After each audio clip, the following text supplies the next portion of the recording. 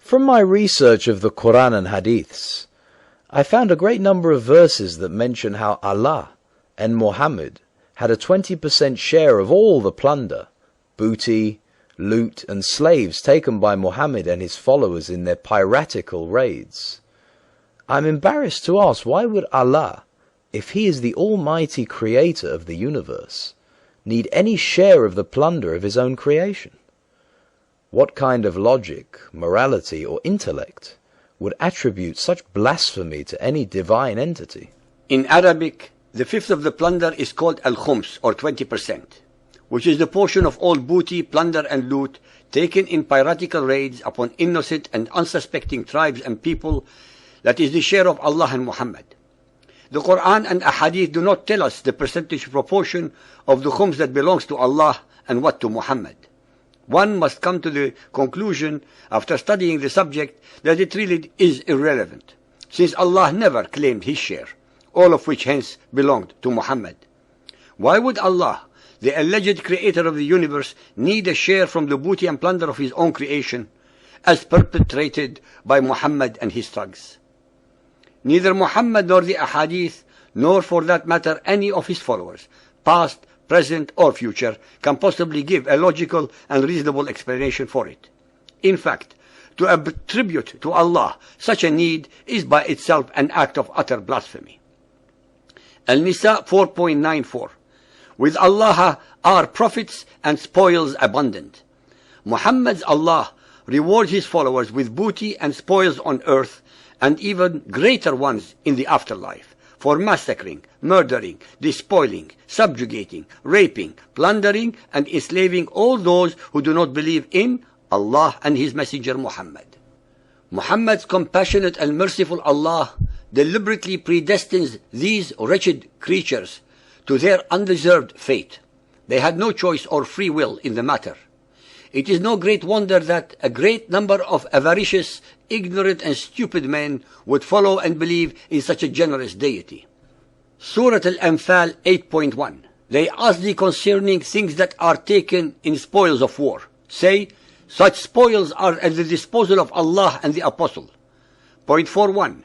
And know that out of all the booty that you may acquire in war, a fifth share is assigned to Allah and to the Apostle. Sahih Muslim Hadith 4328, narrated by Sa'ad bin Abu Waqqas. Musab bin Sa'ad said, my father took a sword from the khums and brought it to the Prophet and said, grant it to me.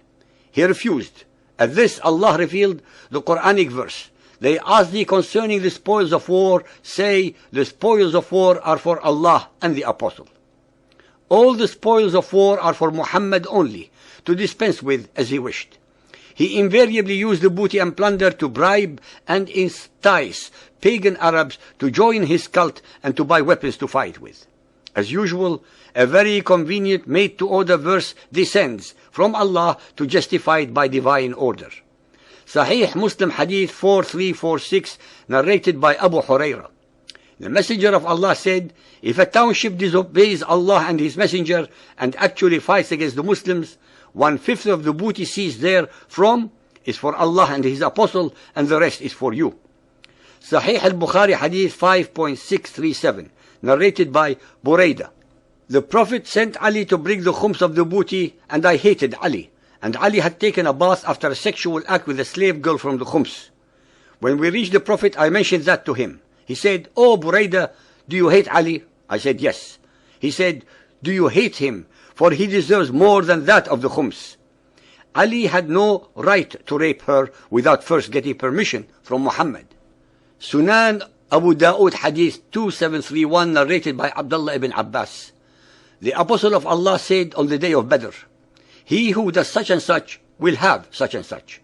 The young men came forward, and the old men remained standing near the banners, and they did not move from there. When Allah bestowed victory on them, the old men said, we were support for you. If you had been defeated, you would have returned to us. Do not take this booty alone, and we remain deprived of it.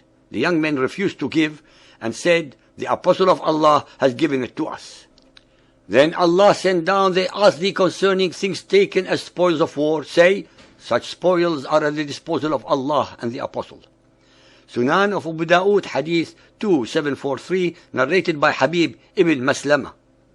The Apostle of Allah used to give a quarter of the booty as a reward after the fifth had been taken off, and a third after the fifth had been kept off, when he returned. The so-called rewards that Muhammad was giving were not actually his to start with, not as a product of honest sweat and toil, but as a product of loot and plunder. Sunan Abu Dawood, Hadith 2737, narrated by Abdullah ibn Umar. The Apostle of Allah sent a detachment to Najd. I went out along with them and got abundant riches. Our commander gave each of us a camel as a reward. We then came upon the Apostle of Allah, and he divided the spoils of war amongst us. Each of us received 12 camels after taking a fifth of it. The Apostle of Allah did not take account of our companion, that is the commander of the army, nor did he blame him for what he had done. Thus each man of us had received 13 camels with the reward he gave. Muhammadan Islam was, is, and forever will be primarily about booty, plunder, rape, and enslavement.